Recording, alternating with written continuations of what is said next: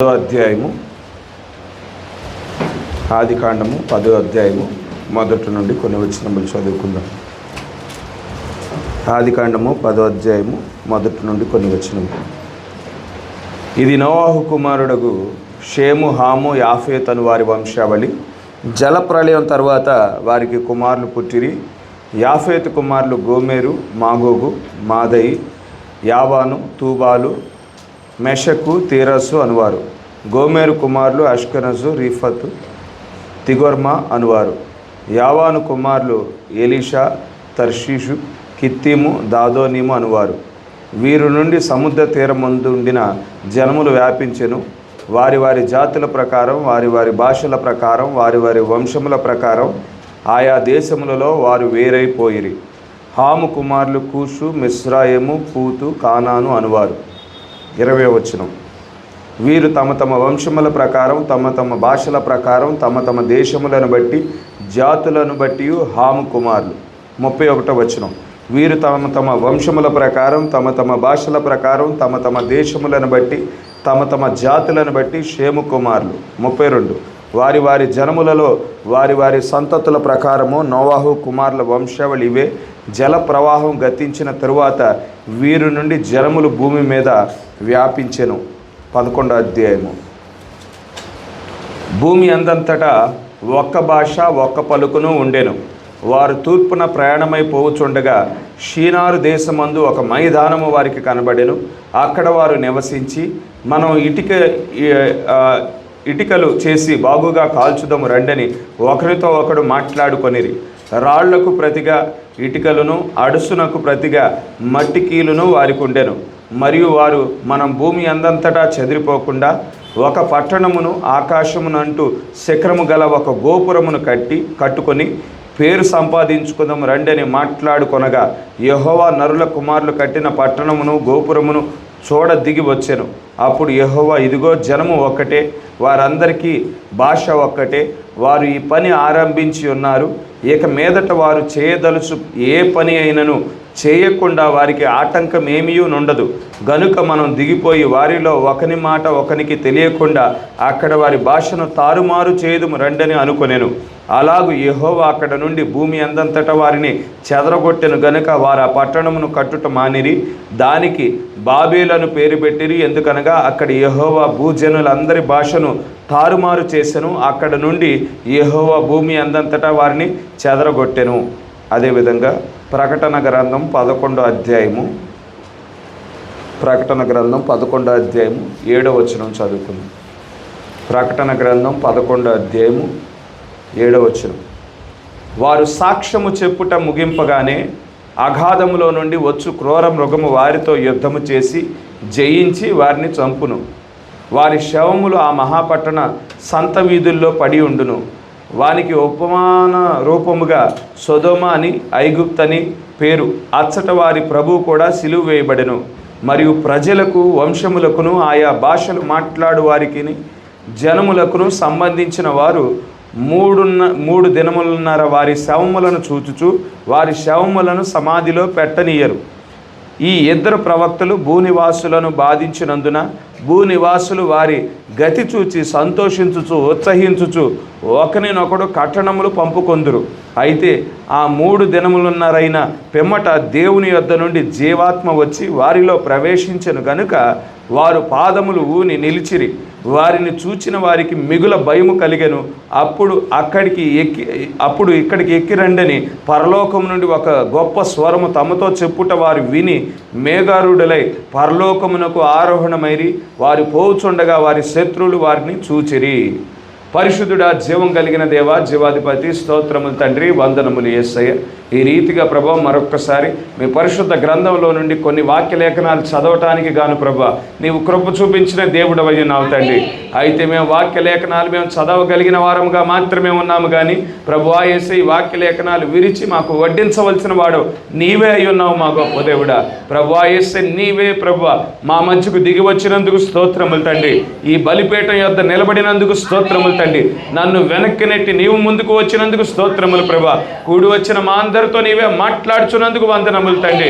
నీవు మాట్లాడుచుంటుండగా ప్రభా మా కనులు తెరుచుచున్నావు తండ్రి, మా హృదయాలు తెరుచుచున్నావు ప్రభా. నీ అభిషేకాన్ని మా మీద కుమ్మరించుచున్నావు తండ్రి.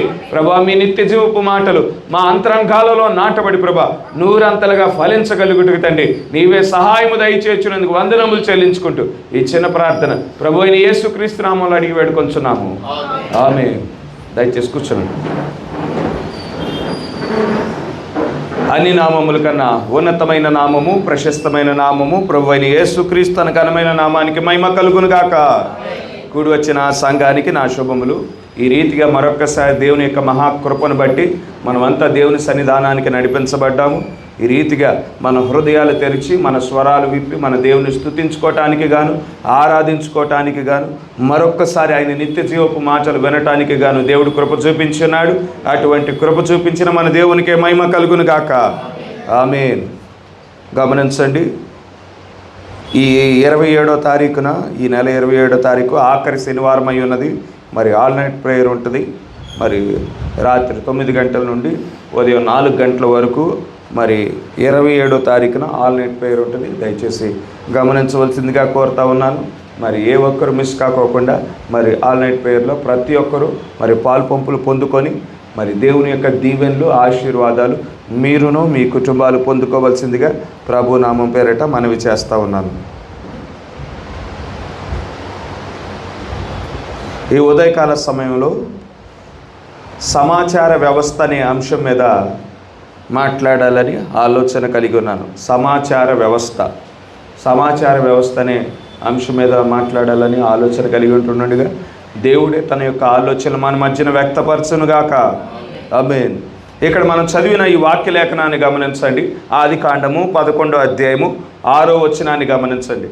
అప్పుడు యెహోవా, ఇదిగో జనము ఒక్కటే, వారికందరికీ భాష ఒక్కటే, వారు ఈ పని ఆరంభించి ఉన్నారు. ఇక మీదట వారు చేయదలుచు ఏ పని అయినను చేయకుండా వారికి ఆటంకమేమీ ఉండదు. ఇక్కడ మనం చదివిన ఈ యొక్క వాక్యలేఖనం గమనించినట్లయితే జలప్రళయం అయిపోయిన తర్వాత మరి జరుగుతున్న సందర్భం అయి ఉన్నది. జలప్రళయం ముందు కాదు కానీ జలప్రళయం తర్వాత మరి కొత్త భూమి, కొత్త ఆకాశంలోనికి నోహు యొక్క కుటుంబము ప్రవేశించిన వారిగా ఉన్నారు. మరి ఆ యొక్క జలప్రళయం తర్వాత జరిగిన సందర్భం గురించి మనం ఇక్కడ చదువుతూ ఉన్నాము. అయితే ఇప్పుడు జలప్రళయం అయిపోయిన తర్వాత భూమి మీద కేవలం ఒక వంశావళి మాత్రమే ఉన్నారు. వారు ఆ ప్రజలంతా, భూమి మీద ఉండిన వారంతా నోహు యొక్క వంశావళి అయి ఉన్నది. నోహుకి మరి మనకి తెలుసు 3 కుమారులు, షేము, హాము, యాఫేత్ అని వారు. కనుక మరి వారి వంశావళి మాత్రమే ఈ భూమి మీద జీవిస్తూ ఉన్నారు. మరి వారికి ఒక భాష మాత్రమే మరి వారు కలిగి ఉన్నవారుగా ఉన్నారు. మరి నేటి దినమున మనం అనేక భాషలు కలిగి ఉండినట్లు మరి ఆ దినాలలో మరి అనేక భాషలు లేవు. కానీ నోహు మరి ఆ యొక్క వంశావళి మొత్తం, షేము, హాము, యాఫేతు యొక్క వంశావళిలు మొత్తం ఒకే భాషను వారు కలిగి ఉండిన వారిగా ఉన్నారు. అయితే ఇక్కడ వారు ఏం చేస్తూ ఉన్నారో గమనించండి. ఈ నోహు వంశావళి అంతా వారు ఏం చేస్తూ ఉన్నారు? వారు తూర్పుగా ప్రయాణం అవుతూ ఉన్నారు. ఏ దేశంలో ప్రయాణం చేస్తూ ఉన్నారంటే షీనారు అనే దేశంలో వారు ప్రయాణం చేస్తూ ఉన్నారు. ప్రయాణం చేయుచుంటుండగా ఒక మైదానం, పెద్ద మైదాన ప్రాంతం కనిపించింది. కొండలు, లోయలు ఉండిన ప్రాంతం కాదు కానీ చక్కగా చదునుగా ఉండిన ఒక మైదానం కనిపించింది. మరి ఆ మైదానం కనిపించగా వారికి ఒక ఆలోచన వచ్చింది. మనం చెదిరిపోకూడదు, చెదిరిపోతే మనం బలహీనులుగా ఉంటాము, కలిసి ఉంటే మనం బలంగా ఉంటాము, మనం చెదిరిపోకూడదు. ఈ మైదానంలో మనం నివసిద్దాము, ఈ మైదానంలో మనం ఇటుకలు చేసుకుందాము, ఇటుకలు చేసి ఒక గొప్ప పట్టణం కడదాము, ఆకాశాన్ని అంటేలాగా ఒక శిఖరాన్ని మనం నిర్మిద్దాము,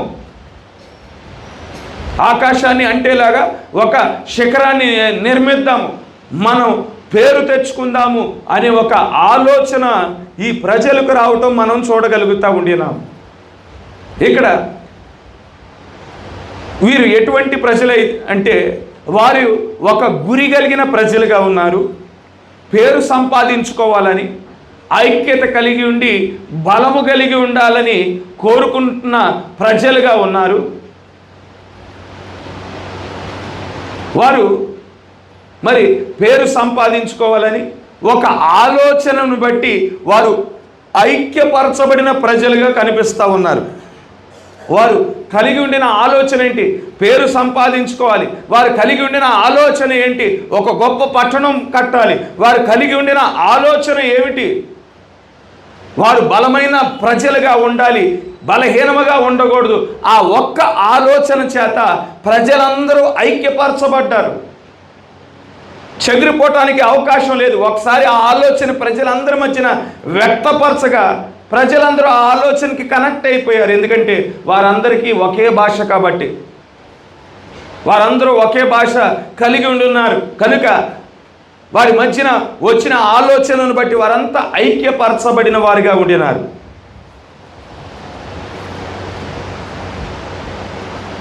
వారు ఎటువంటి ఒక గోపురాన్ని కడదామని వారు ఆలోచన కలిగిన వారిగా ఉన్నారు. ఆకాశాన్ని అంటే ఒక శిఖరాన్ని, ఆకాశాన్ని భూమిని మరి ఐక్యపరిచే ఒక శిఖరాన్ని మనం కడదాము అని వారికి ఆలోచన వచ్చినది. ఇక్కడ మనం చూసినట్లయితే ఆది కాండంలో ఏది ప్రారంభమైనా కానీ ప్రకటన గ్రంథం వరకు అది కొనసాగించబడుతుంది. ఆది కాండము ఏ విధంగా, ఆది కాండము మరి విత్తనాల సముదాయమై ఉన్నది. విత్తనముగా ప్రారంభమైనది మరి బైబిల్ అంతటిలో మరి ప్రవహిస్తా ప్రకటన గ్రంథంకి వచ్చేపాటికి మరి విత్తనాలుగా ఏవైతే విత్తబడ్డాయో దాని యొక్క ఫలాలను మనం చూస్తూ ఉంటాము. హల్లెలూయా. ఇప్పుడు మనము ఏ కాలంలో జీవిస్తూ ఉన్నామంటే ప్రకటన గ్రంథానికి సంబంధించిన కాలంలో మనం జీవించుచున్న వారముగా ఉన్నాము. ప్రకటన గ్రంథానికి సంబంధించిన కాలంలో మనం జీవిస్తున్నాము కాబట్టి మరి ప్రకటన గ్రంథం యొక్క మరి 10వ అధ్యాయములో మరి 1వ వచనంలో చెప్పబడిన బలిష్ఠుడైన దూత మన మధ్యకు దిగి వచ్చి ఉన్నాడు.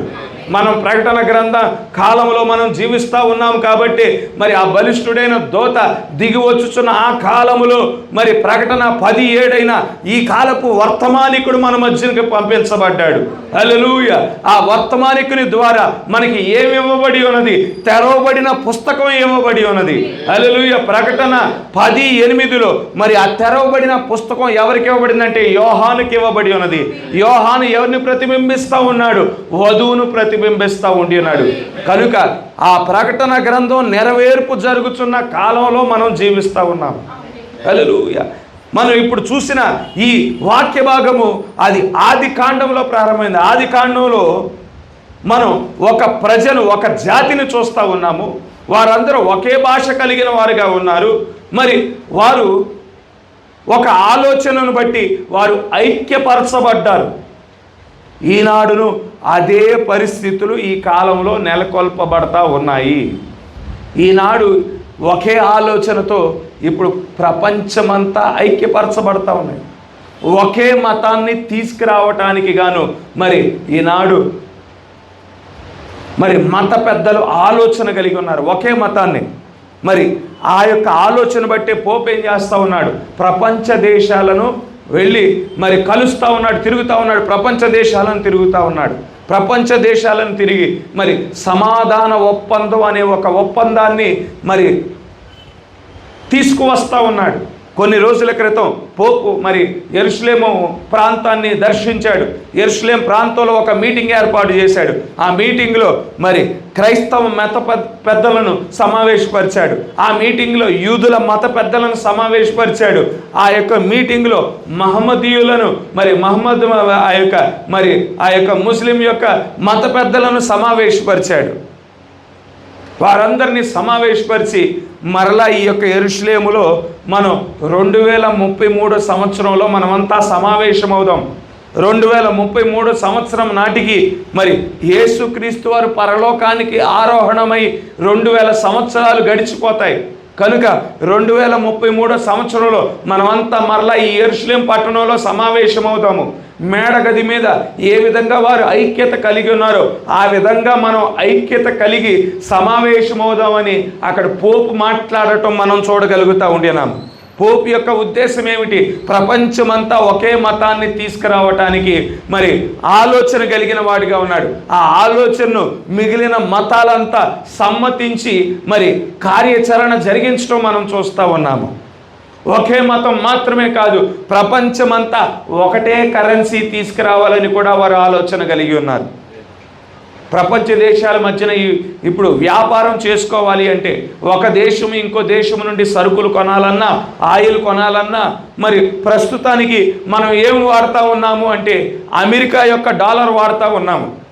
అమెరికా యొక్క డాలర్ను ఉపయోగించి పెట్రోల్ కొనాలన్నా, గ్యాస్ కొనాలన్నా, ఏ సరుకులు అమ్మాలన్నా కొనాలన్నా కానీ మనం ఉపయోగించే కరెన్సీ, ప్రపంచ దేశాలన్నీ ఉపయోగించే కరెన్సీ ఏమిటి అంటే అది అమెరికా యొక్క కరెన్సీ డాలర్ని ఉపయోగిస్తూ ఉన్నాం. అయితే అమెరికా యొక్క డాలర్ ఉపయోగించాలి అంటే వాడి చెప్పు చేతల్లో ఉండాలి ప్రతి దేశము. అమెరికాని ఎదిరించి రష్యా ఏం చేసింది? మొన్న యుక్రెయిన్తో యుద్ధం జరిగిస్తూ ఉన్నది. అమెరికా వాడు ఏం చేశాడు? ఇక డాలర్ని రష్యా వారు ఉపయోగించుకోకుండా ఆంక్షలు విధించేశాడు. ఇక డాలర్ని ఉపయోగించలేని పరిస్థితులు రష్యాకి తలెత్తాయి. ఇక ప్రపంచ దేశాలతో వ్యాపారం చేయలేని పరిస్థితులు. రష్యా మాత్రమే కాదు ఈ పరిస్థితి ఎదుర్కొన్నది, వెనుజువేలా ఎదుర్కొన్నది, మరి ఇరాన్ ఎదుర్కొన్నది, ఇక అనేక దేశాలు ఎదుర్కొంటా ఉన్నాయి. ఎప్పుడైతే ఈ సమస్యను ఈ అమెరికా వాడి ఇష్టం వచ్చినప్పుడు మరి వ్యాపారం చేయడానికి వాడి కరెన్సీని ఉపయోగించనిస్తున్నాడు, వాడికి నచ్చనప్పుడు ఆపేస్తున్నాడని చెప్పి ప్రపంచ దేశాలకు ఒక ఆలోచన వచ్చింది. మనం ఈ అమెరికా యొక్క డాలర్ మీద మనం ఆధారపడకూడదు, ఒక ప్రపంచవ్యాప్తంగా కామన్గా ఒక కరెన్సీని మనం తీసుకురావాలి అని ఒక ఆలోచన కలిగి ఉండి ఒక సమావేశాన్ని మరి కొన్ని దేశాలు కలిపి ఒక కూటమిగా ఏర్పరచబడ్డాయి. బ్రిక్స్ అనే కూటాన్ని ఏర్పాటు చేసుకున్నారు.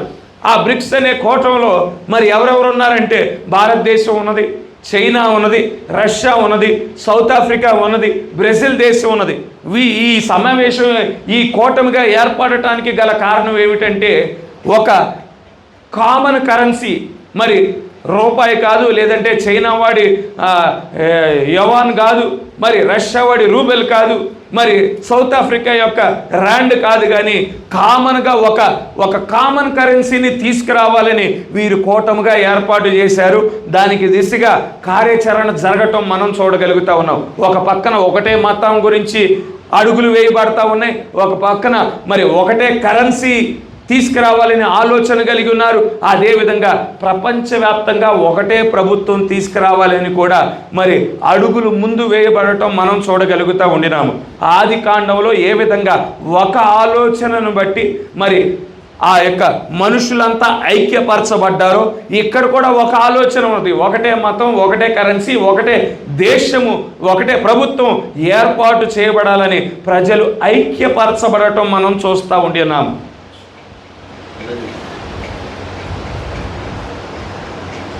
7వ వచనం, 11వ అధ్యాయం 7వ వచనం, గనుక మనము దిగిపోయి వారిలో ఒకని మాట ఒకనికి తెలియకుండా అక్కడి వారి భాషను తారుమారు చేయుదుము రండని అనుకొనెను. ఇక్కడ దేవుడు ఏం చేశాడు? వారి మధ్యకు దిగి వచ్చాడు. ఆయన భాషలను ఎందుకు తారుమారు చేశాడు? ఈ ప్రజలు ఒక ఆలోచనను బట్టి వారు ఐక్యపరచబడ్డారు. వారు ఐక్యపరచబడిన ఆలోచన ఏంటి? వారు పేరు సంపాదించుకోవాలి. వారు ఐక్యపరచబడిన ఆలోచన ఏంటి? ఆకాశాన్ని భూమిని మరి ఐక్యపరిచే ఒక ఎత్తైన శిఖరాన్ని కట్టాలి. ఐక్యపరచబడిన ఆలోచన ఏంటి? వారు బలహీనమైన ప్రజలుగా ఉండకూడదు, ఒక బలమైన జాతిగా ఉండాలి అనే ఒక ఆలోచనతో వారు ఐక్యపరచబడిన వారుగా ఉన్నారు. ఈ వాక్యలేఖనం చదువుతున్నప్పుడు, వీరి గురించి మాట్లాడబడుతున్నప్పుడు వీరు దేవుని యొక్క విచారణ చేసేవారిగా కనిపించటం లేదు. దేవుని పైన ఆధారపడిన వారిగా మనకి కనిపించటం లేదు. దేవుని ద్వారా నడిపించబడే వారిగా వీరు మనకి కనిపించటం లేదు. వారికి ఒక సొంత ఆలోచన వచ్చింది, పేరు సంపాదించుకోవాలని సొంత ఆలోచన వచ్చింది. మరి బలమైన ప్రజలుగా ఉండాలని ఒక ఆలోచన వచ్చింది. మరి భూమిని ఆకాశాన్ని ఐక్యపరిచే ఒక శిఖరాన్ని కట్టాలని ఒక ఆలోచన వచ్చింది. అది దేవుడు అనుగ్రహించిన ఆలోచన కాదు, కానీ వారికి వచ్చిన సొంత ఆలోచనను బట్టి ఆ ఆలోచనను నెరవేర్చడానికి ప్రజలు ఐక్యపరచబడ్డారు. ప్రజలు ఐక్యపరచబడి మరి ఆ విధంగా పని చేయటం మనం చూడగలుగుతూ ఉండినాం. కనుక దేవుడు దిగి వచ్చి ఉన్నాడు. దేవుడు దిగి వచ్చి దేవుని యొక్క ఆలోచనను బట్టి ఐక్యపరచబడితే, పరిశుద్ధాత్మ ద్వారా ఐక్యపరచబడితే, దేవుని యొక్క ప్రేమను బట్టి ఐక్యపరచబడితే అది దేవుని యొక్క వారు ఆ ప్రజలు దేవుని యొక్క చిత్తాన్ని నెరవేర్చువారిగా ఉంటారు. కానీ వీరు విశ్వాసము ద్వారా వారు నడిపించబడటం లేదు, వారి సొంత జ్ఞానము ద్వారా వారు నడిపించబడుచున్న ప్రజలుగా ఉన్నారు. కనుక వారి మధ్యకు దేవుడు దిగి వచ్చి ఉన్నాడు. దిగి వచ్చి అక్కడ ఏం చేస్తూ ఉంటున్నాడు? దేవునికి విరుద్ధంగా వారు నడుచుకుంటూ ఉండి ఉన్నారు. కనుక వారు చెదరగొట్టబడాలి. చెదరగొట్టబడటానికి గాను గాబ్రియేలు దూత వచ్చుంటాడు దేవుని దగ్గరికి. ప్రభువా, వీరు నీకు విరుద్ధంగా ప్రవర్తిస్తూ ఉన్నారు ప్రభువా. వారు విశ్వాసం ద్వారా నడిపించబడకుండా కొత్త భూమి కొత్త ఆకాశంలోనికి ప్రవేశించినా కానీ వారు విశ్వాసం ద్వారా నడిపించబడకుండా వారి సొంత ఆలోచనను బట్టి వారి సొంత జ్ఞానాన్ని బట్టి వారు నడుచుకుంటున్నారు ప్రభువా. వీరి ఆలోచనను ఇక్కడ మరి వీరి యొక్క ఆలోచనను మరి ఎక్కడితో ఆపాలంటే, ఈ ప్రజలను చెదరగొట్టాలంటే ఒక భూకంపాన్ని వెళ్ళి నేను కలుగజేయను ప్రభా అని గాబ్రియేలు చెప్పునుంటాడు. నువ్వు వెళ్ళి ఆ యొక్క భూకంపాన్ని కలుగజేసినా కానీ వారు కొంతకాలం వారు నిశ్శబ్దంగా ఉంటారు. మరలా ఆ యొక్క ఆలోచనను బట్టి వారు మరలా పని చేస్తారని దేవుడు చెప్పుంటాడు. మిఖాయేలు వచ్చి ఉంటాడు. ప్రభువా, ఒక చిన్న సుడిగాలి నేను అక్కడ కలుగజేయనా, ఇదిగో ఆ శిఖరాన్ని కడతా ఉన్నారు కదా, ఆ శిఖరము ఆ సుడిగాలి ద్వారా నాశనం చేయబడుతుంది కదా అంటే ఆ శిఖరాన్ని నాశనం చేసినా కానీ మరలా దాన్ని పునర్నిర్మిస్తారు అని దేవుడు చెప్పుంటాడు. కనుక దేవుడే దిగి వచ్చి వారు దేనిని బట్టి ఐక్యపరచబడ్డారు? వారి మధ్య నుండిన సమాచార వ్యవస్థ, వారికి అంతా ఒకటే భాష ఉన్నది. కనుక దేవుడు ఏం చేశాడంటే అక్కడ వారి భాషలను వారి సమాచార వ్యవస్థ మీద అక్కడ కొట్టడం మనం చూడగలుగుతూ ఉండినాం. వారి భాషలను తారుమారు చేయటం మనం చూడగలుగుతూ ఉండినాం. హల్లెలూయా. కనుక ఇక్కడ గమనించండి, వారి భాషలు మరి ఆ యొక్క సమయంలో తారుమారు చేయబడటం మనం ఇక్కడ చూడగలుగుతూ ఉండినాం. 8వ వచనం, అలాగూ యెహోవా అక్కడ నుండి భూమి అందంతటా వారిని చెదరగొట్టెను గనుక వారు ఆ పట్టణమును కట్టుట మానిరి, దానికి బాబేలను పేరు పెట్టిరి. ఎందుకనగా అక్కడ యెహోవా భూజనులందరి భాషను తారుమారు చేసెను. అక్కడ నుండి యెహోవా భూమి అందంతటా వారిని చెదరగొట్టెను. వారి భాషలు ఎప్పుడైతే తారుమారు చేయబడ్డాయో ఇక ఒకరు మాట్లాడేది ఇంకొకరికి అర్థం కావటం లేదు. ఒకరు ఒకటి చెప్తా ఉంటుంటే ఇంకోటి వారికి ఇంతకుముందు అర్థమైనట్లు ఇప్పుడు అర్థం కావటం లేదు. ఎందుకంటే వారి భాషలు, ఒకడు హిందీ మాట్లాడేవాడు, వాడు తమిళ్ మాట్లాడేవాడు, ఒకడు ఇంగ్లీష్ మాట్లాడేవాడు, వాడు జర్మన్ మాట్లాడేవాడు, వాడు స్పానిష్ మాట్లాడేవాడు. కనుక ఏ జాతికి ఆ జాతి దేవుడు అక్కడ వేరు చేసి ఉన్నాడు, తారుమారు చేస్తున్నాడు. వారిని ప్రజలను వేరుపరుచున్నాడు. కొండల ద్వారా వేరుపరిచాడు, నదుల ద్వారా వేరుపరిచాడు, సముద్రాల ద్వారా వేరుపరిచాడు, ఎడారుల ద్వారా వేరుపరచడం మనం చూడగలుగుతూ ఉండినాము. అయితే మరల ఈ ముగింపు కాలం దగ్గరకు వచ్చేపాటికి భాషలు తారుమారు చేయటానికి మునుపు ప్రపంచమంతా ఒక చిన్న గ్రామం మాదిరిగా ఏ విధంగా ఉన్నదో మరలా ఈ ముగింపు కాలంలో ఈ ప్రపంచం అంతా ఒక చిన్న గ్రామంగా మారిపోయి ఉన్నది. ఎందుకంటే ఇప్పుడు దేవుడు ఆ కాలంలో కొండల ద్వారా ప్రజలను వేరు చేశాడు, సముద్రాల ద్వారా ప్రజలను వేరు చేశాడు, నదుల ద్వారా ప్రజలను వేరు చేశాడు, ఎడారుల ద్వారా ప్రజలను వేరు చేస్తున్నాడు. అయితే ఇప్పుడు టెక్నాలజీ అడ్వాన్స్ అయ్యి ఇప్పుడు ఈ ప్రపంచమే ఒక చిన్న గ్రామంగా మారిపోయింది. మానవుడు ఎంతో సులువుగా ప్రయాణం చేయటానికి బైకులు తయారు చేసుకున్నాడు, కారులు తయారు చేసుకున్నాడు, మరి రైళ్లు తయారు చేసుకున్నాడు, మరి విమానాలు తయారు చేసుకుని ఉన్నాడు. మరి ఏ దేశం నుండి ఏ దేశానికైనా కానీ ఒక్క రోజులో ప్రయాణం చేయగలిగిన పరిస్థితి ఇప్పుడు మరలా సంభవించింది.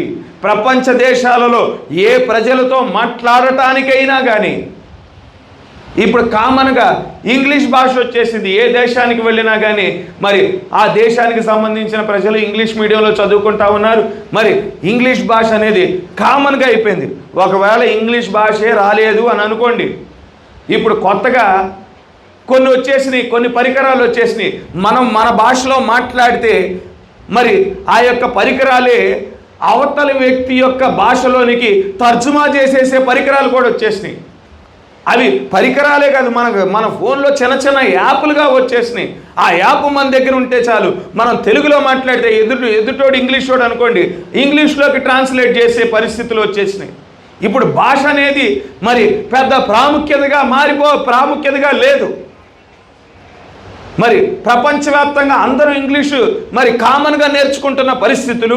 ఒకవేళ నేర్చుకోకపోయినా కానీ పరికరాలను ఉపయోగించి అవతలి వ్యక్తి ఏ భాష అయితే ఆ వ్యక్తికి వచ్చో ఆ భాషలో తర్జుమా మన స్థానిక భాషలో మాట్లాడితే అవతలి వ్యక్తి ఏ భాష అయితే వచ్చో ఆ భాషలోకి తర్జుమా చేసే పరికరాలు మనం ఈనాడు కలిగి ఉండటం మనం చూడగలుగుతూ ఉండినాం.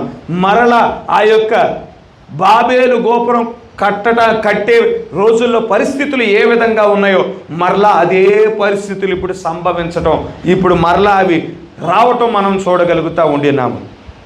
రెండో వాక్యలేఖనం మనం ఏం చదువుకున్నాం? ప్రకటన గ్రంథానికి సంబంధించిన వాక్యలేఖనం మనం చదువుకుని ఉన్నాం. 11వ అధ్యాయం, ప్రకటన గ్రంథం 11వ అధ్యాయం 7వ వచనానికి సంబంధించిన వాక్యలేఖనం మనం చదువుకున్నాం.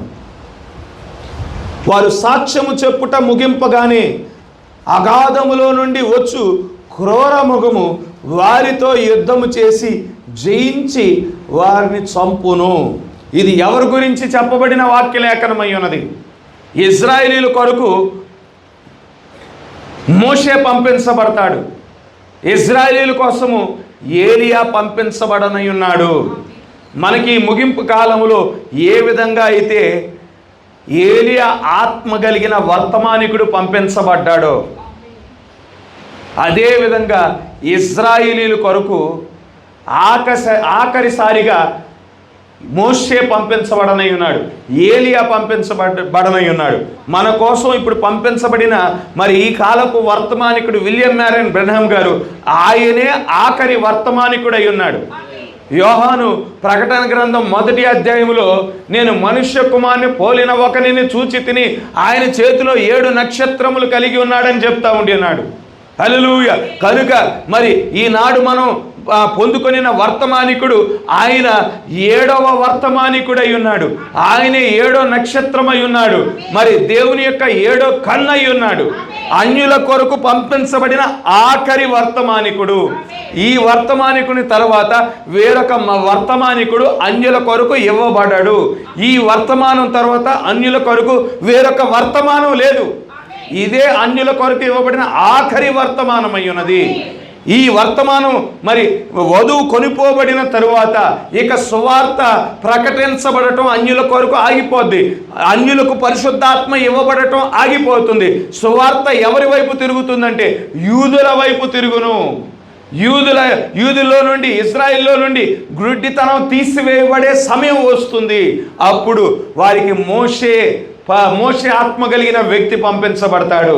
ఏలియా ఆత్మ కలిగిన వ్యక్తి పంపించబడతాడు. ఆ మోషే గురించి, ఆ ఏలియా గురించిన వాక్యలేఖనం మనం ఇక్కడ చదివి ఉన్నాము. వారు ఏం చేయబడతారంట? వారు సాక్ష్యము చెప్పుట ముగింపగానే అగాధములో నుండి వచ్చు క్రూర మృగము వారితో యుద్ధము చేసి జయించి వారిని చంపెను. వారు సాక్ష్యము చెప్పుట ముగించగానే, సాక్ష్యం అంటే ఏదో కాదు కానీ వారు ఏ వర్తమానమైతే బోధించడానికి వచ్చున్నారో ఆ వర్తమానం బోధించుట ముగించబడగా, ఈ కాలపు వర్తమానికుడు మన కోసము 1200 వర్తమానాలను బోధించి ఉన్నాడు. ఆ 1200 వర్తమానాలు బోధించిన తరువాత ఆయన పరిచర్య ముగించబడింది. 1200 వర్తమానాలు బోధించిన తర్వాత దేవుడు ప్రవక్తతో మాట్లాడి ఉన్నాడు. ఇదిగో ఇకని నీ పరిచర్య ముగింపు దినాలకు వచ్చేసాయి, నువ్వు పలానా దినమున పలానా విధంగా చనిపోతావు అని దేవుడు ప్రవక్తతో చెప్పి మరి ఆయనను మరి ఈ లోక యాత్ర ముగించబడటం, మరి అవతలి గట్టుకు చేరుకోవటం మనం ఎరిగి ఉన్నాము. ఆ మోషే మరియు ఏలియాలు ఏ వర్తమానం బోధించడానికైతే వారు పంపించబడ్డారో ఆ వర్తమానాలు వారు బోధించువారిగా ఉంటారు. ఎన్ని వర్తమానాలు బోధిస్తారో మనకు తెలియదు. 1200 వర్తమానాలు, వారు కూడా 1200 లేదంటే 1000 వర్తమానాలు బోధించవచ్చు. వారు ఆ వర్తమానాలు, వారికి నియమించబడిన వర్తమానాలు బోధించబడిన తర్వాత ఏమవుతుంది? అగాధములో నుండి వచ్చు క్రూర మృగం వారితో యుద్ధం చేసి జయించి వారిని చంపును. వారు చంపబడతారు. వారు ఏ విధంగా చంపబడతారో ఇక్కడ వాక్యంలో తెలియజేయబడలేదు. వారిని గన్నుతో కాల్చి చంపుతారా? కత్తితో కత్తి దూసి చంపుతారా? లేదంటే కిరాయి హంతకులను ఏర్పాటు చేసి మోషేను ఏలియాను ప్రజలు చంపుతారా? చెప్పబడలేదు. కానీ ఎవరి ద్వారా చంపబడతారో వాక్యం చెప్తా ఉన్నది.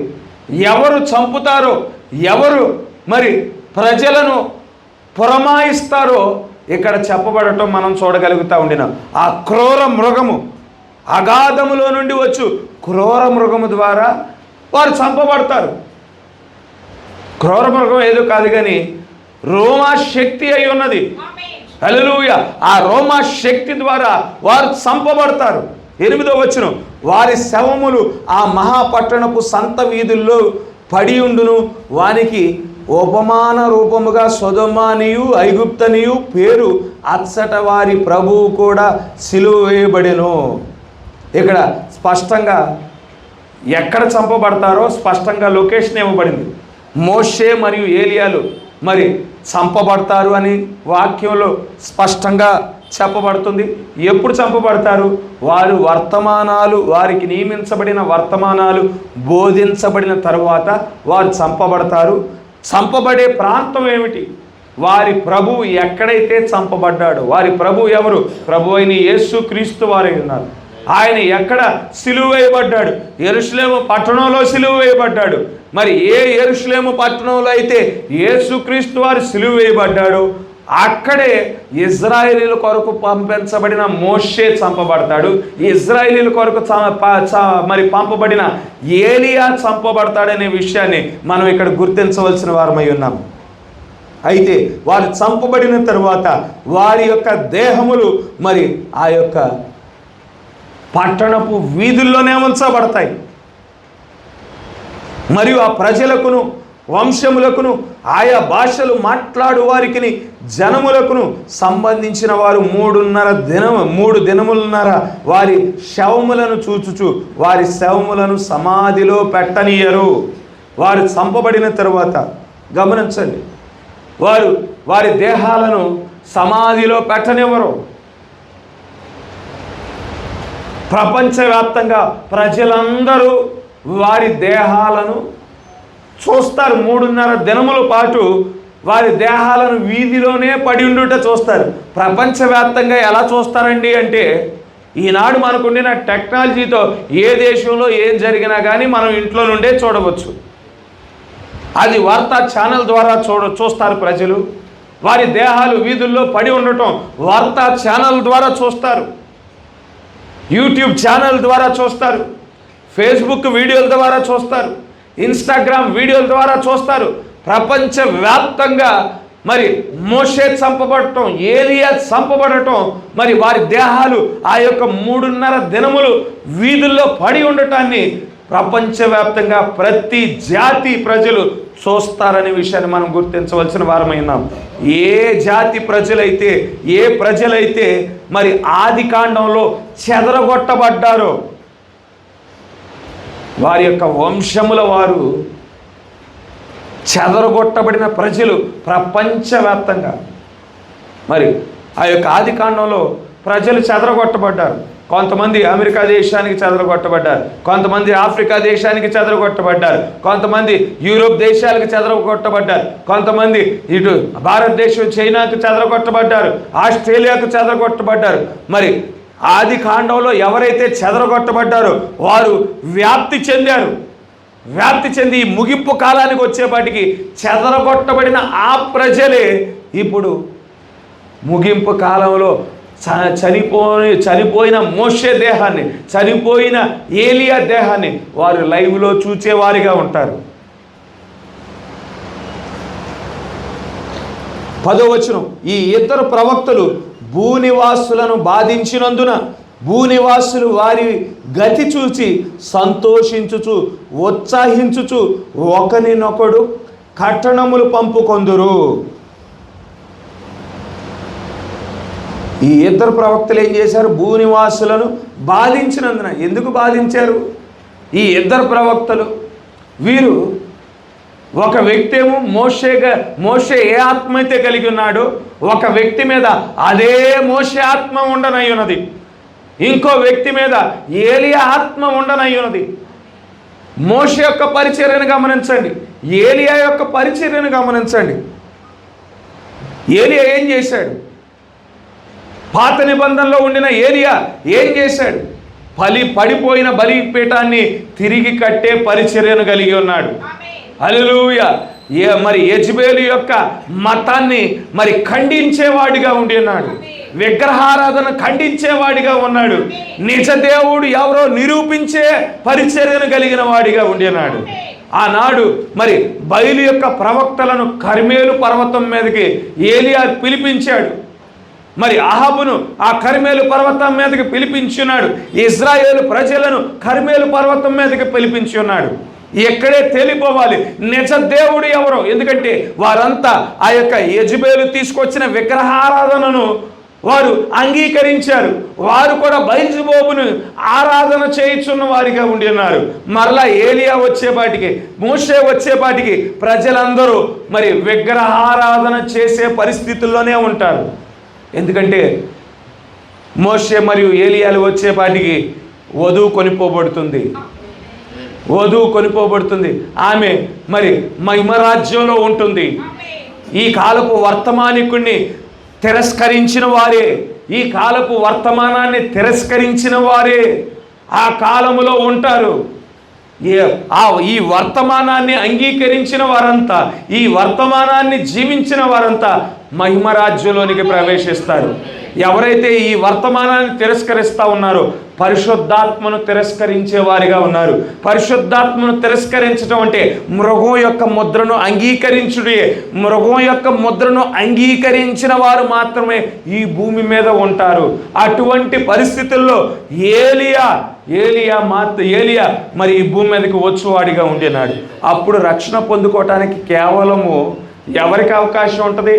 మరి కేవలం ఇజ్రాయేలీలకు మాత్రమే ఉంటుంది. ఇక ఏ దేశానికి సంబంధించిన ప్రజలకు రక్షణ పొందుకునే అవకాశం లేదు. కానీ కేవలం ఇజ్రాయేలీల సమయం మాత్రమే ఉన్నది. అది మిగిలిన వారంతా అప్పటికే మృగం యొక్క ముద్రను పొందుకునే ప్రజలే అయి ఉంటారు.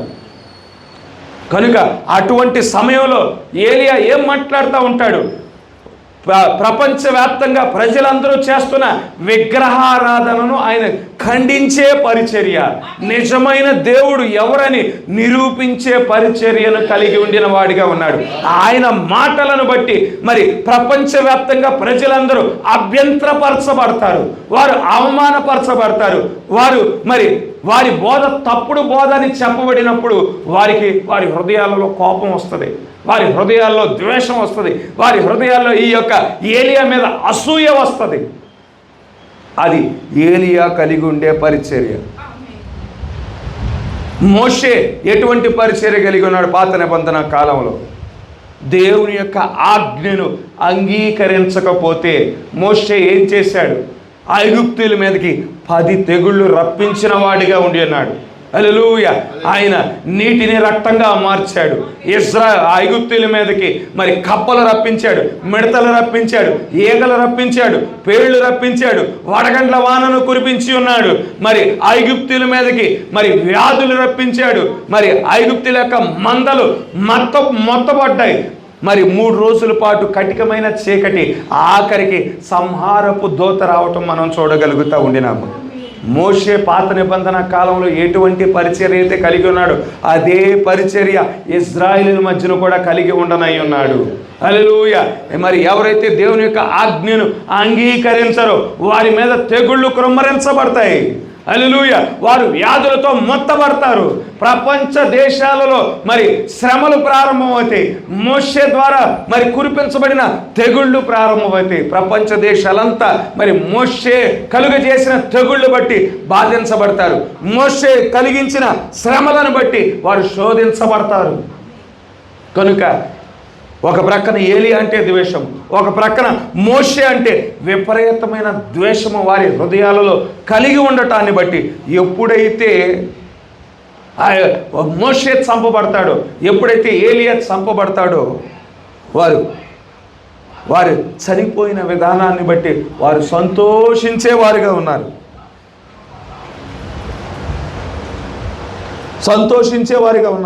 వారు ఆనందించేవారిగా ఉన్నారు. ఒకరికొకరు కట్నాలు పంపించుకునే వారిగా ఉన్నారు. అంటే ఒకరికొకరు గిఫ్ట్లు పంపించుకుంటారు. ఇదిగో నువ్వు పలానా కార్యాన్ని చేసావు, నువ్వు పలానా కార్యాన్ని చేసావు అని ఒక దేశము ఇంకో దేశము కట్నాలు పంపించుకునే వారిగా ఉన్నారు. ఒక సంస్థ ఇంకో సంస్థ మరి ఆ గిఫ్ట్లు పంపించుకునే పరిస్థితులు. మరి వారి యొక్క ఆనందం చూడండి. 2 దేవుని ప్రవక్తలు చంపబడటాన్ని బట్టి వారు ఆనందిస్తూ ఉన్నారు అంటే వారి ఆనందము పరలోకం నుండి వచ్చిన ఆనందం కాదు, కానీ పాతాళము నుండి వచ్చిన ఆనందమై ఉన్నది. హల్లెలూయా. వారు ఎవరి ద్వారా చంపబడతారు, ఏ శక్తి ద్వారా చంపబడతారో ప్రవక్త విలియం మ్యారియన్ బ్రహ్నం గారు చెప్పి ఉన్నారు స్పష్టంగా. అది రోమా శక్తి అయి ఉన్నదని చెప్తూ ఉండినాడు. వారిని చంపేది రోమా శక్తి అయి ఉన్నది. వారు చంపబడే నాటికి గమనించండి, అంజుల కొరకు వర్తమానం పంపించబడుతుంది. ఆ వర్తమానాన్ని వధువు అంగీకరిస్తుంది. వధువు వర్తమానాన్ని అంగీకరించి ఆ వర్తమానంలో ఉండిన రూపాంతరపు శక్తి, ఆ వర్తమానంలో ఉండిన రూపాంతరపు విశ్వాసాన్ని పొందుకొని ఆమె దేహము మార్చబడి ఆమె అవతలి గట్టుకు వెళ్ళిపోయిన తరువాత ఈ సంగతులన్నీ సంభవించనై ఉన్నాయి. ఈ సంగతులు జరగటానికి ఎంతో సమయం లేదండి, దూరం లేదు. ఈ సమయం జరిగే సమయం ఈ సంగతులు జరిగే సమయం ఎంతో సమీపముగా ఉన్నది. మనం ఆ ముగింపు కాలానికి వచ్చేసాము. ఈ దినములలో ఒక దినము మనం పరలోకానికి కొనుక్కోబడనై ఉన్నామనే విషయాన్ని మనం గుర్తించవలసిన వారం అయి ఉన్నాము. 11వ వచనం.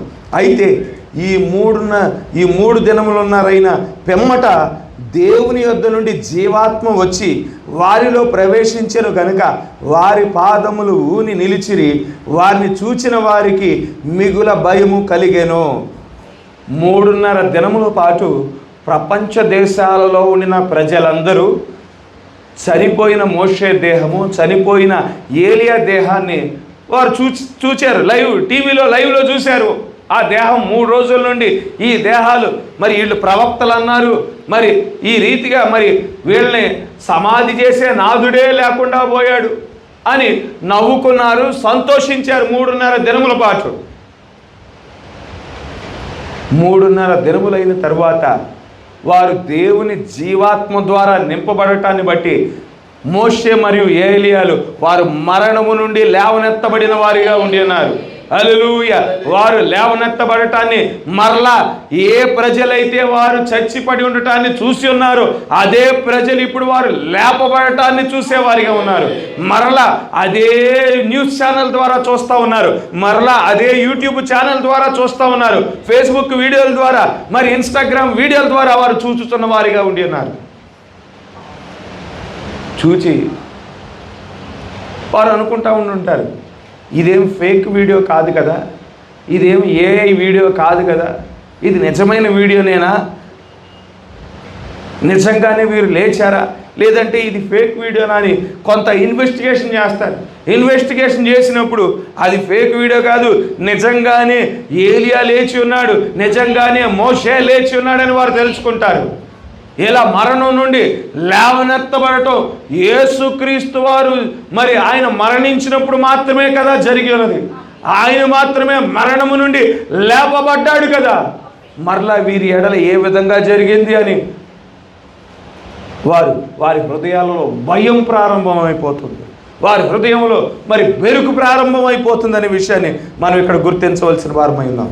అప్పుడు 12వ వచనం, అప్పుడు ఇక్కడికి ఎక్కిరండని పరలోకం నుండి గొప్ప స్వరము తమతో చెప్పుట వారు విని మేఘారులై పరలోకమునకు ఆరోహణమైరి వారు పోవుచుండగా వారి శత్రువులు వారిని చూచిరి.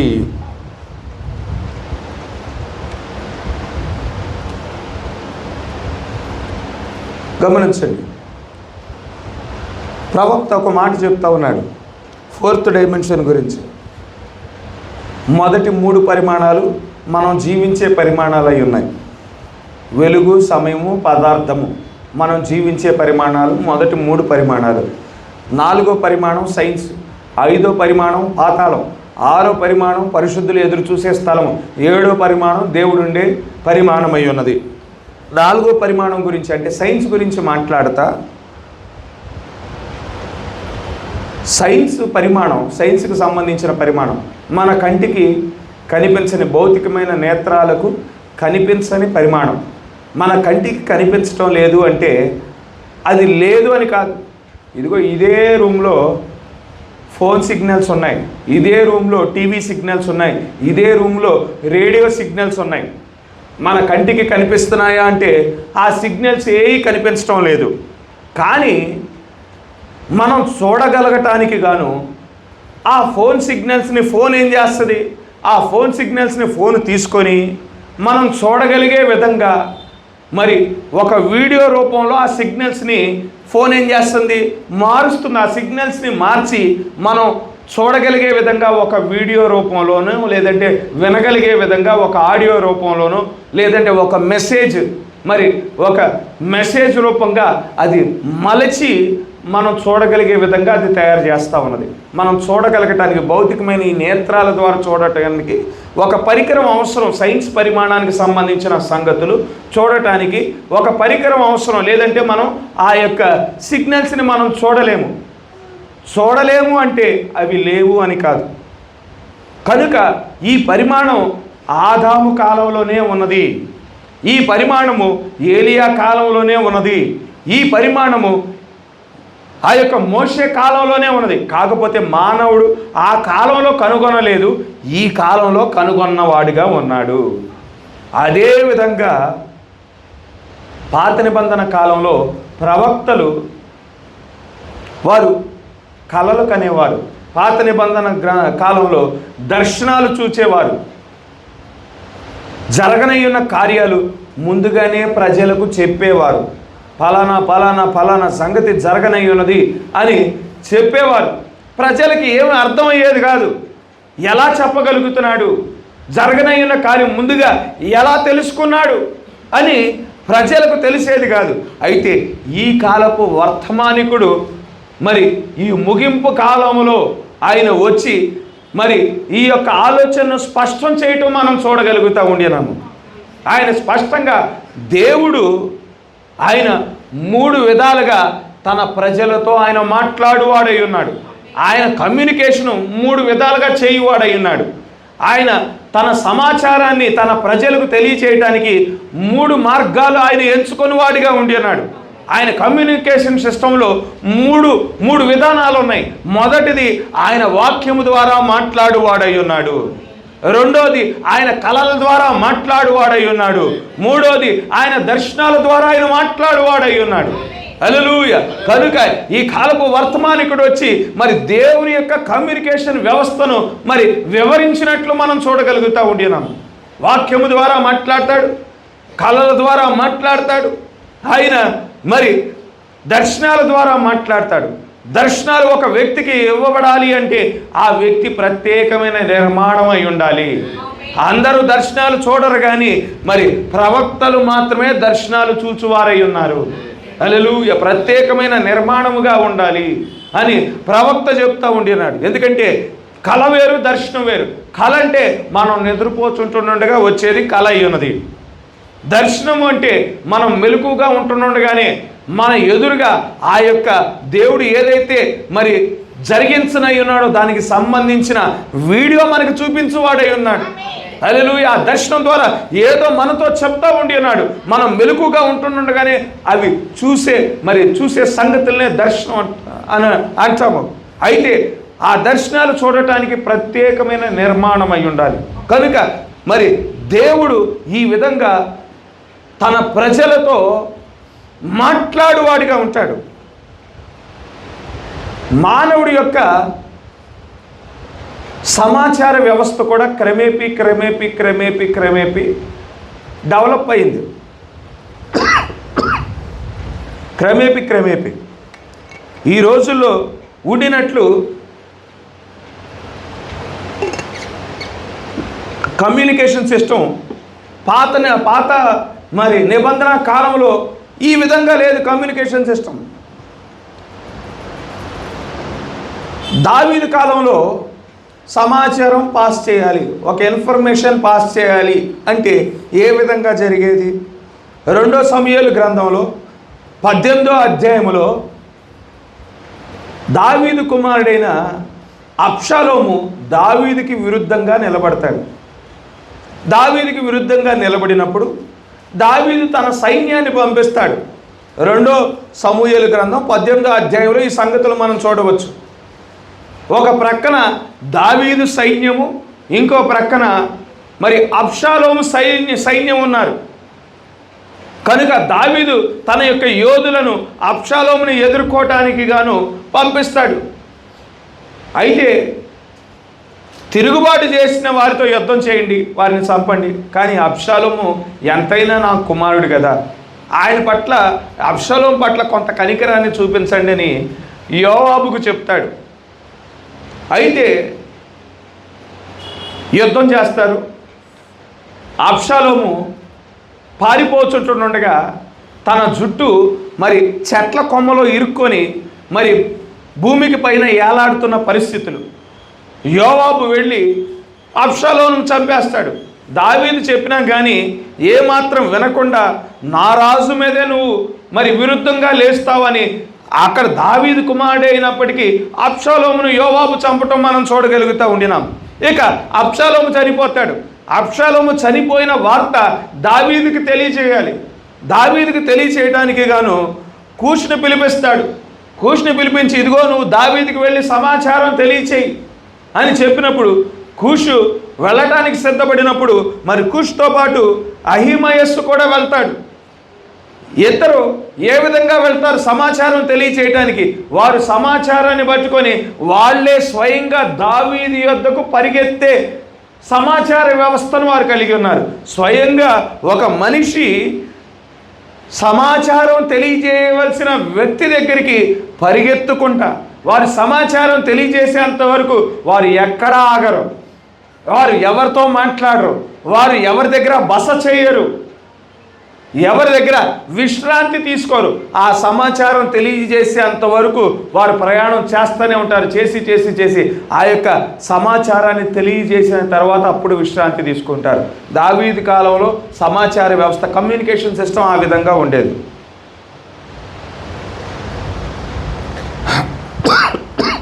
తర్వాత ఇంకొంచెం ముందుకు వెళ్తే ఎస్తేరు గ్రంథంలో మనం ఇంకొక సమాచార వ్యవస్థ మనం చూస్తూ ఉన్నాం. హామాను అసలు యూదుల తెగ అనేది ఉండకూడదు, ఎలాగైనా వీరి యొక్క జాతి నిర్మూలించబడాలి అనే ఒక ఆలోచనతో రాజాజ్ఞను తీసుకువస్తాడు. అది తెలుసుకుని ఎస్తేరు ఏం చేస్తుంది? ఎస్తేరు 3 రోజుల పాటు ఉపవాసం ఉండి 3 రోజుల తర్వాత రాజు పిలవకుండానే మరి రాజు దగ్గరికి వెళ్ళి అశ్వరేషు రాజు దగ్గరికి వెళ్ళి ఒక గొప్ప విందు ఏర్పాటు చేసి మరి విందు ఆరగించిన తర్వాత రాజు సంతోషంగా ఉండిన తర్వాత, ఎందుకు ఈ విందు ఏర్పాటు చేసావు, ఈ సంతోషంలో నీకు సగరాజ్యమైనా కానీ నీకు ఇస్తాను అని మాట ఇచ్చినప్పుడు, ప్రభువా ఈ విందు ఏర్పాటు చేసింది నా ప్రాణాన్ని నేను కాపాడుకోవటం కోసమే, నా ప్రజల యొక్క ప్రాణాన్ని కాపాడుకోవటం కోసమే అని చెప్పినప్పుడు రాజు పరిస్థితి అంతా విని మరొక రాజాజ్ఞను తీసుకురావటం మనం చూడగలుగుతూ ఉండినాం. వారిని వారు కాపాడుకోవటానికి వారు ఎటువంటి ఆయుధాలైనా వాడటానికి గాను మరి అనుమతి ఇవ్వబడే ఒక రాజాజ్ఞను తీసుకువచ్చాడు. ఆ రాజాజ్ఞ ఇప్పుడు దేశం మొత్తం అహష్వేరోషు 127 సంస్థానాలకు రాజుగా ఉన్నాడు. 1 కాదు 2 కాదు, 127 సంస్థానాలకు రాజుగా ఉన్నాడు అహష్వేరోషు రాజు. 127 సంస్థానాల్లో వేరు భాషలు మాట్లాడతారు. ఒకే భాష కూడా కాదు, వేరు భాషల్లో మాట్లాడే ప్రజలు ఉన్నారు. కనుక రాజు ఆజ్ఞను వారి భాషల్లోకి తర్జుమా చేసి మరి ఎస్తేర్ కాలం వచ్చేపాటికి మరి ఒక మనిషిని గుర్రం మీద స్వారీ చేసుకుంటా ప్రతి సంస్థానానికి మరి ఒక్కొక్క మనిషిని పంపించే సమాచార వ్యవస్థను కలిగి ఉన్నారు. ఇంప్రూవ్ అయింది. తర్వాత దినవృత్తాంతముల గ్రంథం, 2వ దినవృత్తాంతముల గ్రంథం 30వ అధ్యాయంలో మనకు వచ్చేపాటికి దానియేలు కాలం వచ్చింది. మరి అక్కడ ఒక గొప్ప బంగారు విగ్రహాన్ని నిర్మించి ఉన్నారు. ప్రజలందరూ దాన్ని మొక్కాలి, ప్రజలందరూ దాన్ని ఆరాధించాలి. ఎవరైతే ఈ విగ్రహానికి మొక్కరో, ఈ విగ్రహాన్ని ఆరాధించరో వారందరూ చంపబడతారని తెలియజేయడానికి ప్రజలందరూ రాజు దగ్గరికి పిలిపించబడ్డారు. నేరుగా కమ్యూనికేషన్ చేసే, నేరుగా సమాచారాన్ని వ్యక్తపరిచే పరిస్థితులు మనం చూడగలుగుతూ ఉండినాము. అయితే ఇప్పుడు కమ్యూనికేషన్ వ్యవస్థ ఏ విధంగా ఉన్నది? ఒక వ్యక్తి వెళ్ళాల్సిన అవసరం లేదు, లేదంటే తాకీదులు పంపించాల్సిన అవసరం లేదు, లేదంటే ప్రజలందరినీ మరి ఒక చోటకి సమకూర్చాల్సిన అవసరం లేదు. ఉదాహరణకి ఈ దేశానికి సంబంధించిన ప్రధాని ఒక సమాచారాన్ని ప్రపంచ దేశాల్లో ఉండిన భారతీయులందరికీ తెలియజేయాలనుకున్నాడు అనుకోండి, ప్రతి దేశానికి వెళ్ళాల్సిన అవసరం లేదు. మన ప్రధాని ఆయన ఆఫీస్లో నుండే కూర్చొని ఆయన లైవ్ ఇవ్వగలిగిన సమాచార వ్యవస్థను మనం కలిగిన వారముగా ఉన్నాము.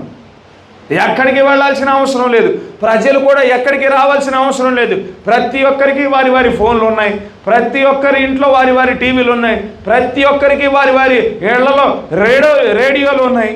రేడియో ద్వారా సమాచారం వినవచ్చు, టీవీల ద్వారా సమాచారం చూడవచ్చు, మరి ఫోనుల ద్వారా ఆ యొక్క సమాచారాన్ని వెంటనే చూడవచ్చు. మళ్ళా ఈ సమాచారం చూడటానికి గాను ఎన్నో దినాలు ఎదురు చూడాల్సిన అవసరం లేదు. నడుచుకుంటా వెళ్ళి చెప్పేటప్పుడు కొన్ని దినాలు పట్టేది వెళ్ళటానికి. గుర్రం మీద స్వారీ చేసినప్పుడు కూడా మరి అదే విధంగా చాలా సమయం పట్టేది.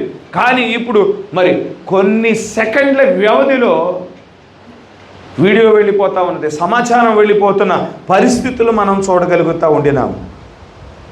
సమాచార వ్యవస్థ అనేది మరి ఎంతో వేగంగా అభివృద్ధి చెందిన పరిస్థితులు మనం చూడగలుగుతూ ఉండినాము. సైన్స్ ఆ విధంగా డెవలప్ అయినది. అయితే సైన్స్ తెచ్చే ఇక్కడ ఒక విషయాన్ని గమనించండి. వీడియోల ద్వారా మనం ఎక్కడో దూరంగా జరిగే, ఢిల్లీలో ఉన్నాడు మన ప్రైమ్ మినిస్టర్ నరేంద్ర మోడీ అక్కడ ఢిల్లీలో ఉన్నాడు. ఆయన వీడియో చూడటానికి మనం అక్కడ ఢిల్లీ దాకా వెళ్ళాల్సిన అవసరం లేదు. కానీ మనం ఎక్కడ నుండే మనం చూడగలిగిన వారముగా ఉన్నాం. ఆ వీడియోని ఎక్కడి నుండే లైవ్లో మనం చూడగలిగిన పరిస్థితులు మనం ఈనాడు కలిగి ఉన్నాము. ఈ సైన్స్ ఏ విధంగా చేస్తూ ఉన్నదంటే సహజాతీతమైన కార్యముల యొక్క వక్రీకరణే సైన్స్ యొక్క కార్యమని ప్రవక్త అంటూ ఉన్నాడు. సహజాతీతమైన కార్యములు ఏవైతే, సహజాతీతమైన కార్యముల ద్వారా ఏదైతే దేవుడు జరిగించువాడుగా ఉన్నాడో దాని యొక్క వక్రీకరణే సైన్స్ తీసుకువచ్చే ఆవిష్కరణ అని ప్రవక్త చెప్తా ఉన్నాడు. ఉదాహరణకి అర్థం అవ్వాలి అంటే ఏలియాను గమనించండి, ఎలీషాను గమనించండి. ఎలీషా తన దేశంలో కూర్చున్నాడు, ఇజ్రాయెల్ దేశంలో ఉన్నాడు, ఇజ్రాయెల్ రాజుతో పాటు ఉన్నాడు. సిరియా రాజు ఇజ్రాయెల్ దేశం మీద దాడి చేయటానికి వ్యూహం రచిస్తూ ఉన్నాడు. సిరియా రాజు ఇదిగో పలానా ప్రాంతానికి వెళ్ళండి, పలానా ప్రాంతంలో మోహరించండి, పలానా ప్రాంతంలో ఈ సమయంలో దాడి చేయండి అని ప్లాన్ చేస్తూ ఉన్నాడు. ఎలీషా సిరియా దేశం వెళ్ళాల్సిన అవసరం లేదు. ఎలీషా ఏం చేస్తూ ఉన్నాడు? ఆత్మీయ ప్రపంచంలో ప్రయాణం చేయగలిగిన ఒక ప్రవక్త అయి ఉన్నాడు. హల్లెలూయా. ఆత్మీయమైన పరిమాణంలో మరి ప్రయాణం చేయగలిగిన ప్రవక్తగా ఉండినాడు ఎలీషా. ఎలీషా ఆ విధంగా ప్రయాణం చేసి ఆయన సిరియా దేశానికి రాజుగా ఉండిన ఆ రాజు యొక్క అంతఃపురంలోనికి ప్రవేశించి ఆయన మాటలు విని ఆయన వ్యూహించిన ఆ యొక్క వ్యూహాన్ని అంతా అర్థం చేసుకొని తిరిగి ఇజ్రాయేలు రాజుకి చెప్పుచున్నవాడిగా ఉన్నాడు.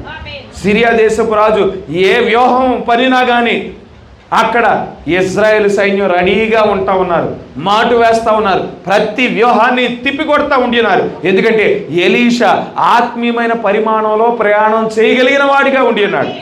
హల్లెలూయా.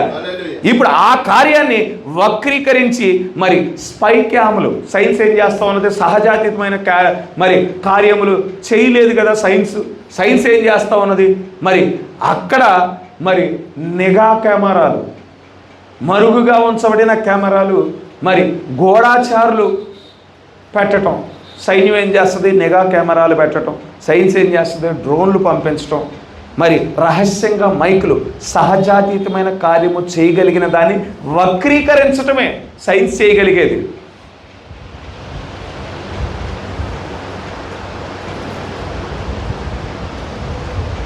సైన్స్ ఏం చేయగలదు, ముందుగానే రానయ్యున్న సంభవించునయ్యున్న వాతావరణాన్ని, ఎటువంటి వాతావరణము రానయ్యున్న రోజుల్లో ఉండనయ్యున్నదో సైన్స్ చెప్పగలదు. సైన్స్ ఏ విధంగా చెప్తుందంటే, మేఘాలను స్టడీ చేస్తారు, అంతరిక్షాన్ని స్టడీ చేసి వాళ్ళు ఆ యొక్క వాతావరణ శాఖ వారు ఏం చేస్తారంటే మేఘాలను స్టడీ చేస్తారు, ఆకాశాన్ని స్టడీ చేస్తారు, అంతరిక్షాన్ని స్టడీ చేసి శాటిలైట్ల ద్వారా సమాచారాన్ని తెలుసుకొని రానున్న దినాల్లో ఈ విధంగా వాతావరణం ఉంటుంది, ఈ విధంగా వర్షం వస్తుంది, ఈ విధంగా మరి తుఫాను వస్తుంది, ఈ విధంగా మరి ఆ బంగాళాఖాతంలో వాయుగుండం ఏర్పడుతుంది అని వారు స్టడీ చేసి చెప్పేవారిగా ఉంటారు. కానీ ప్రవక్తలు గమనించండి, నోవాహు ప్రత్యక్షతనే పరిమాణంలో ప్రయాణం చేయగలిగిన వాడిగా ఉండినాడు. రానయ్యున్న జలప్రళయం, 120 సంవత్సరాల తర్వాత జరగనయ్యున్న జలప్రళయం గురించి ముందుగానే ప్రజలందరికీ బోధించిన వాడిగా ఉండినాడు. మరి జలప్రళయం రానయ్యున్నది, జలప్రళయం రానయ్యున్నది, జలప్రళయం రానయ్యున్నది. ఈ ప్రపంచమంతా నిర్మూలన చేయబడనయ్యున్నది, ప్రపంచంలో ఉండిన ప్రతి కట్టడం నాశనం చేయబడతా ఉన్నదని 120 సంవత్సరాల పాటు ప్రజలందరికీ బోధించిన వాడిగా ఉండినాడు. ఆయన బోధించడం ప్రారంభించినప్పుడు ఆ జలప్రళయం సంభవిస్తుందనే సూచన కూడా ఆకాశంలో ఒక చుక్క నీరు కూడా లేదు. ఎప్పుడు వారు వర్షాన్నే చూడలేదు. నోవాహు దినం వరకు వర్షం అంటే వారికి తెలియదు. మొదటిసారి వర్షాన్ని చూస్తూ ఉన్నారు. మొదటిసారి అటువంటి పరిస్థితి సంభవిస్తుందని నోవాహు ముందుగానే చెప్పిన వాడిగా ఉండినాడు. ఏలియా కూడా ముందుగానే రానయ్యున్న వర్షాన్ని ముందుగానే, ఇప్పుడు వర్షం రానయ్యున్నది, కృమ్మరించబడనయ్యున్నదని ఏలియా కూడా చెప్పి ఉన్నాడు. 3.5 సంవత్సరాల పాటు ఇక వర్షం కాదు కదా, కనీసం మంచు కూడా ఉండదని చెప్పినవాడు ఏలియానే. రానయ్యున్న 3.5 సంవత్సరాల వాతావరణం ఏ విధంగా ఉంటుంది, వర్షం ఉండదు, మంచు ఉండదు, మరి భూములన్నీ ఎండిపోతాయి, కరువు సంభవిస్తుంది అని చెప్పినవాడు ఏలియానే అయి ఉన్నాడు. 3.5 సంవత్సరాల తర్వాత ఇప్పుడు వర్షం సంభవిస్తుందని చెప్పినవాడు ఏలియానే అయి ఉన్నాడు. సైన్స్ ద్వారా మేఘాలు స్టడీ చేసి చెప్పగలిగిన పరిస్థితి, అంతరిక్షాన్ని స్టడీ చేసి చెప్పగలిగిన పరిస్థితి, సముద్రాలను స్టడీ చేసి చెప్పగలిగిన పరిస్థితి. కానీ ప్రవక్తలు వారు ఆత్మీయమైన పరిమాణంలోనికి ఆత్మీయమైన పరిమాణంలో ప్రవేశించి వారు జరగనయ్యున్న సంగతులు చెప్పగలరు, వారు వాతావరణాన్ని చెప్పగలరు, మరి జరగనయ్యున్న కార్యాలను వారు చెప్పగలిగిన వారుగా ఉంటారు. ఈ కాలపు వర్తమానికుడు ఏలియా కూడా గమనించండి. ఆనాడు ఎలీషా ఏదైతే చేశాడో అదే కార్యాన్ని చేశాడు. ఎలీషా ఏం చేశాడు, సిరియా దేశానికి సంబంధించిన రాజు యొక్క అంతఃపురంలోనికి ప్రవేశించి ఆత్మీయమైన పరిమాణంలో ప్రవేశించి ఇజ్రాయెల్ దేశం నుండి ఆత్మలో సిరియా దేశానికి ప్రయాణం చేశాడు. ఆత్మలో ఆయన యొక్క మాటలు విన్నాడు, ఆత్మలో ఆయన యొక్క వ్యూహాలు చూసిన వాడిగా ఉన్నాడు. అదే కార్యం, అటువంటి కార్యాన్ని ఈ కాలపు వర్తమానికుడు కూడా చేశాడు. ఒక విశ్వాసి వచ్చి, సహోదరుడా నీ మీటింగులు మరి హాజరవటానికి నేను 1200 మైళ్ళు ప్రయాణం చేసి వచ్చాను, నా కారులో ప్రయాణం చేసి వచ్చాను, నేను నా కార్ని పలానా స్థలంలో పార్క్ చేశాను సహోదరుడు. అయితే ఇప్పుడు ఆ కారు దొంగిలించబడి ఉన్నది అని చెప్పినప్పుడు ఆయన ప్రార్థన ప్రారంభించినాడు. ప్రార్థనలో ఆయన ఆత్మీయమైన పరిమాణంలోనికి ప్రవేశించాడు. ఆయన ఆత్మీయమైన పరిమాణంలోనికి ప్రవేశించి ఆయన ఆ యొక్క కారు ఎక్కడ ఉన్నదో ఆయన వెతుకుతూ ఉండి ఉన్నాడు. ఆ కారు ఒక దొంగ ఆ కారుని అపహరించి తీసుకువెళ్తా ఉన్నాడు. ఆత్మీయమైన పరిమాణంలో ఆ దొంగ దగ్గరకు ప్రయాణం చేసి ఆత్మలో ఆ వ్యక్తితో మాట్లాడి ముందుకు వెళ్ళిపోతున్న ఆ యొక్క దొంగను తిరిగి వెనక్కి తిప్పి రప్పించిన ఆ యొక్క శక్తి, సహజాతీతమైన శక్తి దేవుడు ప్రవక్తకి ఇచ్చి ఉన్నాడు. హల్లెలూయా. సైన్స్ చేయగలిగింది ఏంటి? సహజాతీతమైన కార్యముల యొక్క ఆ యొక్క వక్రీకరణ చేయగలిగిన పరిస్థితిని మనం చూడగలుగుతూ ఉండినాము.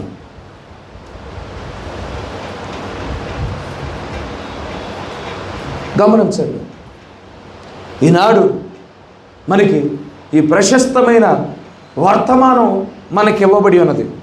ఈ ప్రశస్తమైన వర్తమానము ఈ కాలపు వర్తమానికుడు ఇచ్చాడు. ఈ వర్తమానం ద్వారా ఏం జరుగుతున్నది? ఈ వర్తమానం ద్వారా మరలా మన యొక్క థియోఫనీతో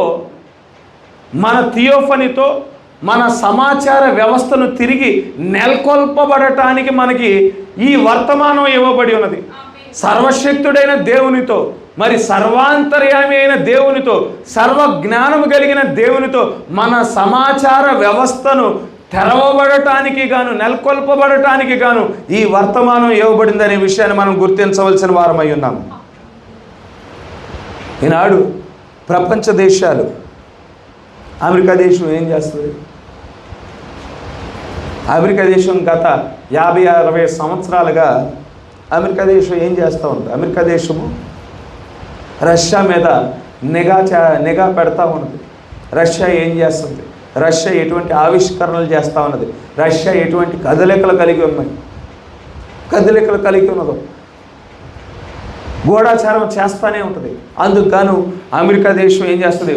వారి యొక్క రహస్య సైనికులను, వారి యొక్క గూఢాచారులను రష్యా దేశం పంపిస్తుంది.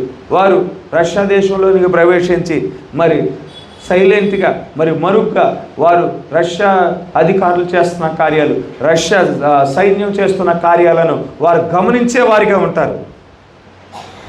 అయితే ఎలీషా కాలంలో ఏ విధంగా ఈ ఇజ్రాయేల్ యొక్క రాజు చేసి ఉన్నాడో అదే కార్యాన్ని అమెరికా దేశం చేసి ఉంటే రష్యా యొక్క ఆలోచన అంతా బయలుపరచబడేది. ఇజ్రాయేల్ యొక్క రాజు ఏం చేశాడు? ఆ కాలంలో ప్రవక్తగా ఉండిన ఎలీషా మీద ఆధారపడ్డాడు.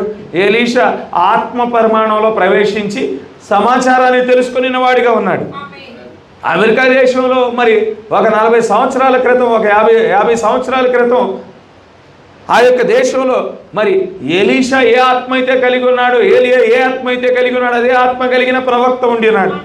ఆయన కూడా ఆత్మలో ప్రయాణం చేయగలిగిన వాడై ఉన్నాడు.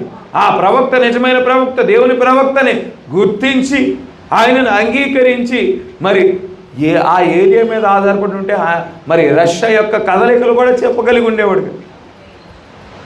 గమనించండి. వెనక్కు వద్దాం. ఈనాడు దేవుడు ఆ యొక్క భాషలు తారుమారు చేయటానికి మునుపు ప్రపంచమంతా ఒక చిన్న గ్రామముగా ఉండేది. ఒకే భాష వారు కలిగి ఉన్నారు. ఒకే ఆలోచన ద్వారా వారు ఐక్యపరచబడిన వారిగా ఉండి ఉన్నారు. ఈ ముగింపు కాలానికి వచ్చాము. ప్రపంచమంతా ఒక చిన్న గ్రామం అయిపోయింది. ఏ దేశానికైనా మనం వెళ్ళవచ్చు. మనం అక్కడ దేశ ప్రజలకి సాధారణంగానే ఇంగ్లీష్ భాష వారు నేర్చుకుంటున్న వారిగా ఉండి ఉన్నారు. కొన్ని యూట్యూబ్ ఛానల్స్ ఉన్నాయి, ప్రపంచ యాత్రికుడని ఇలాంటి యూట్యూబ్ ఛానల్స్ ఉన్నాయి. వారు ప్రపంచంలో ఉండిన దేశాలన్నీ తిరుగుతూ ఉన్నారు. ఏ విధంగా వారు ప్రపంచ దేశాలు తిరుగుతూ ఉన్నారు, ఏ విధంగా అక్కడ ప్రజలతో మాట్లాడగలుగుతూ ఉన్నారంటే కామన్గా అందరూ ఒక భాషను నేర్చుకొనిచున్న వారిగా ఉన్నారు. ఇప్పుడు భాష యొక్క బ్యారియర్స్ కూడా లేవు, భాష యొక్క అడ్డంకులు కూడా లేని పరిస్థితిని మనం ఈనాడు కలిగి ఉండినాము. అయితే అక్కడ భాషలు తారుమారు చేయటానికి మునుపు అక్కడ ఒక బలమైన నాయకుడు ఆ ప్రజల మధ్యలో ఉన్నాడు. ఆ బలమైన నాయకుడు ఎవరో కాదు కానీ నిమ్రోద్ అయి ఉన్నాడు. నిమ్రోద్ ఒక బలమైన నాయకుడిగా ఉండి ఉన్నాడు. ఈనాడు కూడా మరి ఒక బలమైన నాయకుడు మరి తీసుకురాబడనై ఉన్నాడు. వాడే పాప పురుషుడై ఉన్నాడు. అక్కడ బాబేలు గోపురం కట్టబడటానికి మునుపు అక్కడ నిమ్రోదు ఉన్నాడు. నిమ్రోదు మరి అక్కడ సాతాను యొక్క ఆలోచనను నెరవేర్చుచున్నవాడిగా ఉన్నాడు. అక్కడ బాబేలు గోపురం ఏ విధంగా ఉన్నదో ఇక్కడ WCC అదే విధంగా ఉన్నది. అక్కడ బాబేలు గోపురం దేన్ని ప్రతిబింబిస్తా ఉన్నదంటే ఇక్కడ WCC ప్రపంచ క్రైస్తవ సమాఖ్య, ఆ యొక్క రోము ఆ ప్రపంచ క్రైస్తవ సమాఖ్యను మరి ఎప్పటికే నిర్మించి ఉన్నది. మరి ఆ యొక్క సమాఖ్య కిందకి ఈ ప్రపంచంలో ఉండిన ప్రతి సంస్థ మరి మెథడిస్ట్ వారు కానీ, బ్యాప్టిస్ట్ వారు కానీ, CSI వారు కానీ, పెంతుకొస్తు వారు కానీ, లోదరన్ వారు కానీ, సెవెంత్ డే వారు కానీ వీరంతా WCC కింద వెళ్ళనై ఉన్నారు.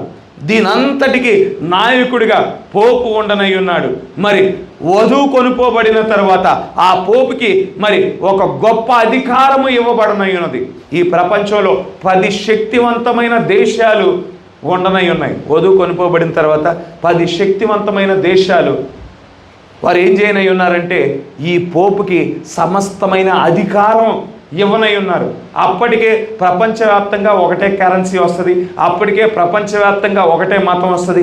అప్పటికే ప్రపంచవ్యాప్తంగా ఒకటే ప్రభుత్వం వస్తుంది. వీళ్ళంతా కలిసి వారి యొక్క అధికారాన్ని పోపుకి ఇవ్వనై ఉన్నారు. ఆ క్రీస్తు విరోధి ఆత్మ ఇప్పుడు మృగంగా ఆ యొక్క అధికారాన్ని పొందుకొనిన తర్వాత మరి ఆ యొక్క మరి క్రీస్తు విరోధి ఆత్మ అది మరి మృగంగా మారనై ఉన్నది. 10 రాజులు వారి యొక్క అధికారాన్ని ఆ మృగానికి ఇవ్వనై ఉన్నారు. ప్రపంచంలో ఉండిన వ్యాపారాలన్నీ వాడి గుప్పెట్లోకి వెళ్ళనై ఉన్నాయనే విషయాన్ని మనం గుర్తించవలసిన వారమై ఉన్నాం. అయితే గమనించండి, అటువంటి పరిస్థితుల్లో మోషే చంపబడతాడు. అటువంటి పరిస్థితుల్లో మరి ఏలియా చంపబడతాడు. చంపబడినప్పుడు ప్రపంచవ్యాప్తంగా ఉండే చూస్తున్న ప్రజలందరూ వారు సంతోషిస్తారు, వారు ఆనందించేవారిగా ఉన్నారు. ఎందుకు వారు ఆనందించారంటే వారు గుడ్డితనంతో మత్తబడ్డారు. వారు సాతాను యొక్క గుడారములుగా మార్చబడ్డారు. అప్పటికే వారు మృగం యొక్క ముద్రను పొందుకొనిన వారిగా ఉన్నారు. ఎందుకంటే ఈ 10 దేశాలు ఏవైతే ఉన్నాయో ఆ 10 దేశాలు అన్య దేశాలు అయి ఉన్నాయి. అన్య దేశాల కోసం పంపించబడిన ప్రవక్తను వారు తిరస్కరిస్తారు. అన్య దేశాల కోసం పంపించబడిన వర్తమానాన్ని వారు తిరస్కరించడాన్ని బట్టి వారు మరి మృగం యొక్క ముద్రను పొందుకున్నారు. గుడ్డితనంతో మత్తబడిన వారిగా ఉన్నారు. మరి ఇజ్రాయిలీల కొరకు పంపించబడిన ప్రవక్తలు చంపబడగా వారు సంతోషించే వారిగా ఉన్నారు. వారు ఆనందించే వారిగా ఉండిన్నారు.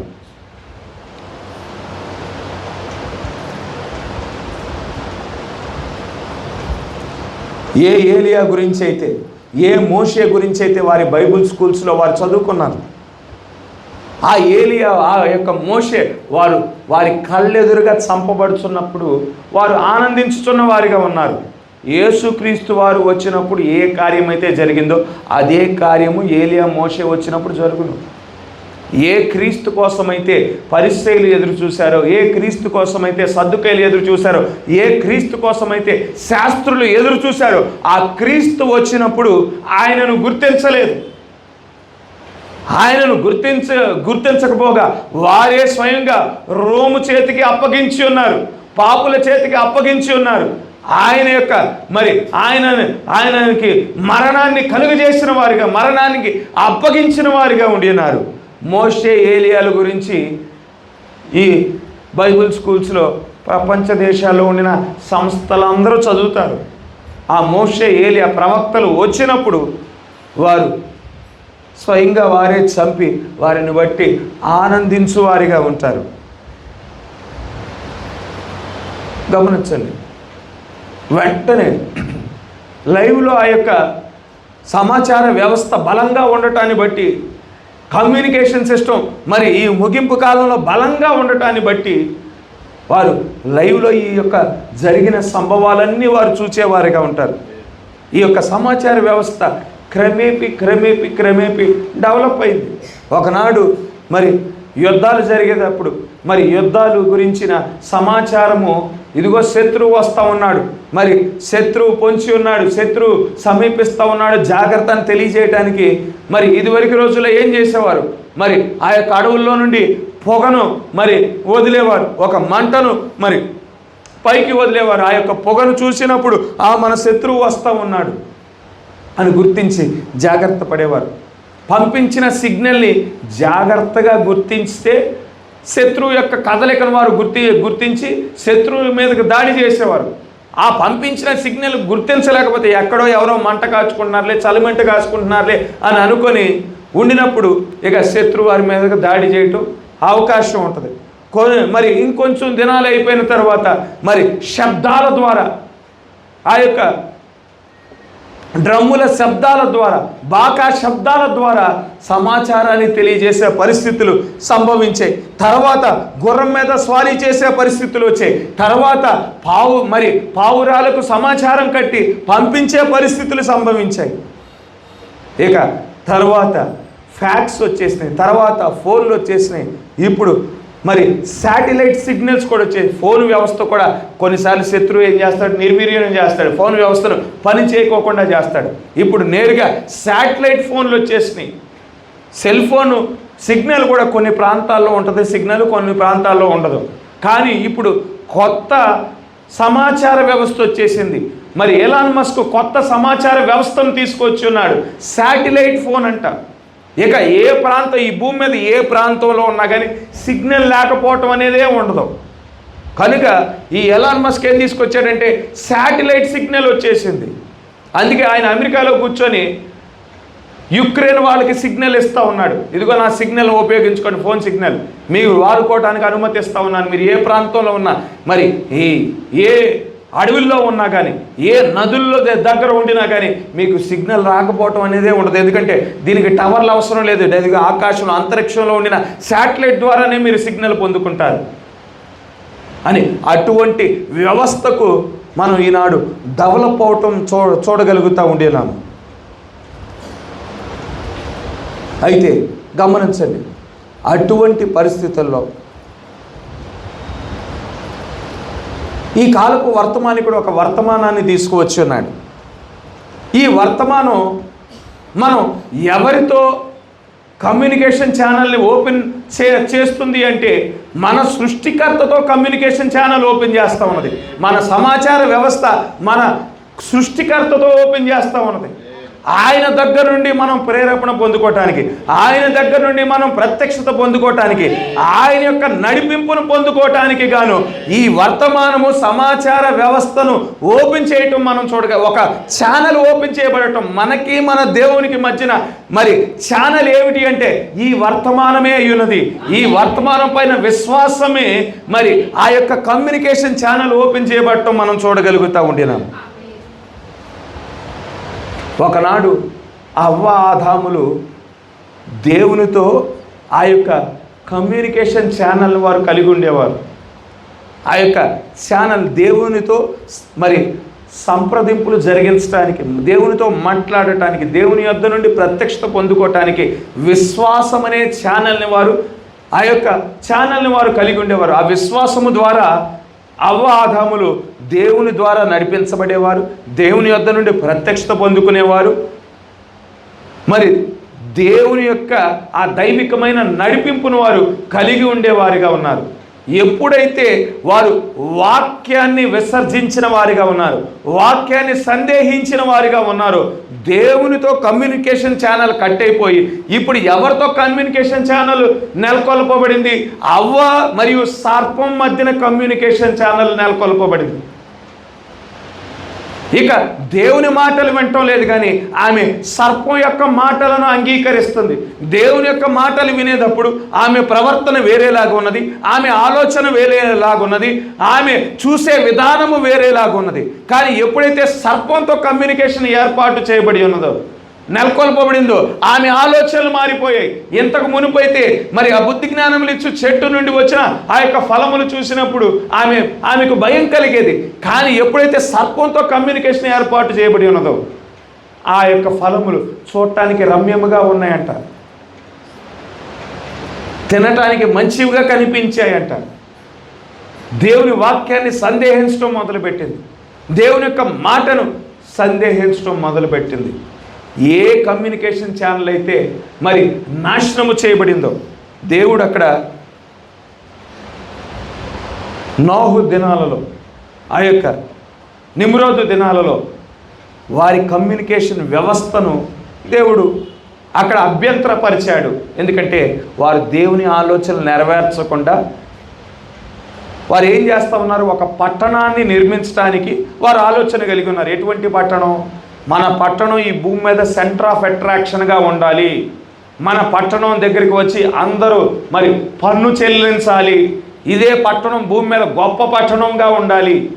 వారు ఏది చేయాలనుకున్నారంటే మరి నూతన భూమి నూతన ఆకాశం వచ్చిన తర్వాత పరలోకము నుండి దిగివచ్చు యెరూషలేము పట్టణం ఏ విధంగా ఈ భూమి మీద హెడ్ క్వార్టర్స్గా ఉంటుందో దాని యొక్క వక్రీకరణ తీసుకురావటానికి, దాని యొక్క అనుకరణ తీసుకురావటానికి ముందుగానే నిమ్రోదు తలంచిన వాడిగా ఉండేనాడు. అందుకే దేవుడు ఏం చేశాడు, అక్కడ వారి యొక్క భాషలను తారుమారు చేసిన వాడిగా ఉండేనాడు, వారి కమ్యూనికేషన్ వ్యవస్థను తారుమారు చేసిన వాడిగా ఉండేనాడు. ఆదాము యొక్క కమ్యూనికేషన్ వ్యవస్థను, దేవునితో ఉండిన ఆ ఛానల్ని సర్పం వచ్చి ఏం చేశాడు, అభ్యంతరపరిచాడు. ఇప్పుడు దేవుడు ఈ కాలపు మరి ఈ ముగింపు కాలంలో మరలా దేవునితో కమ్యూనికేషన్ ఛానల్ని నెలకొల్పే ఒక వర్తమానాన్ని దేవుడు మనకు అనుగ్రహించున్నాడు. ఈ వర్తమానము ద్వారా, ఈ వర్తమానం మీద విశ్వాసము ద్వారా మన థియోఫనీతో మనం మాట్లాడగలుగుతున్నాము, మన థియోఫనీ ద్వారా మనం ప్రభావితం చెందుతున్నాము, మన థియోఫనీ నుండి మనం వినుచున్నాము. కేవలం మన థియోఫనీ దగ్గర నుండి మాత్రమే కాకుండా పరిశుద్ధాత్మ యొద్ద నుండి మనం వినుచున్నాము, పరిశుద్ధాత్మ ద్వారా మనం బలపరచబడుతున్నాము, పరిశుద్ధాత్మ నుండి మనం మరి ఆహారం ఆత్మీయమైన మన్నాను పొందుకొనుచున్న వారముగా ఉండి ఉన్నాము. హల్లెలూయా. మరలా దేవునితో ఆ యొక్క కమ్యూనికేషన్ నెలకొల్పబడటానికి ఈ యొక్క వర్తమానం ఇచ్చుంటుండగా దేవుని ద్వారా మనం మరి దేవుని యొద్ద నుండి వినటానికి గాను, దేవుని యొద్ద నుండి మరి మన్నాను పొందుకోవటానికి గాను, దేవుని యొద్ద నుండి జీవాన్ని పొందుకొని బలపరచబడటానికి గాను దేవుడు నిరంతరము మనతో మాట్లాడటానికి దేవుడు కృప చూపించునుగాక, మనల్ని సిద్ధపరచునుగాక, మనల్ని నిలబెట్టుకొనుగాక, దేవుడి ఇచ్చిన మాటలను దీవించునుగాక. మరొక్కసారి మనమంతా లేచి నిలబడదాం. మరొక్కసారి మన మధ్యలో ఉన్న మన దేవుని